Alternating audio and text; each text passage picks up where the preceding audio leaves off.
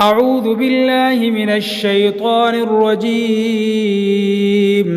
بسم الله الرحمن الرحيم.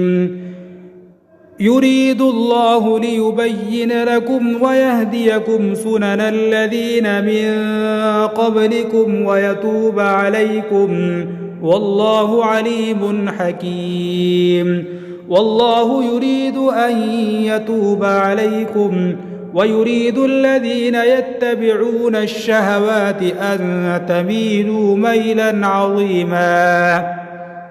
يريد الله أن يخفف عنكم وخلق الإنسان ضعيفا. يا أيها الذين آمنوا لا تأكلوا أموالكم بينكم بالباطل إلا أن تكون تجارة عن تراض منكم، ولا تقتلوا أنفسكم إن الله كان بكم رحيما.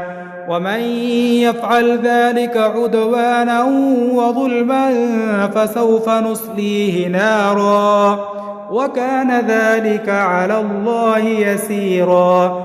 إن تجتنبوا كبائر ما تنهون عنه نكفر عنكم سيئاتكم وندخلكم مدخلا كريما. ولا تتمنوا ما فضل الله به بعضكم على بعض، للرجال نصيب مما اكتسبوا وللنساء نصيب مما اكتسبن، واسألوا الله من فضله إن الله كان بكل شيء عليما. ولكل جعلنا موالي مما ترك الوالدان والأقربون والذين عقدت أيمانكم فآتوهم نصيبهم إن الله كان على كل شيء شهيدا. صدق الله العظيم.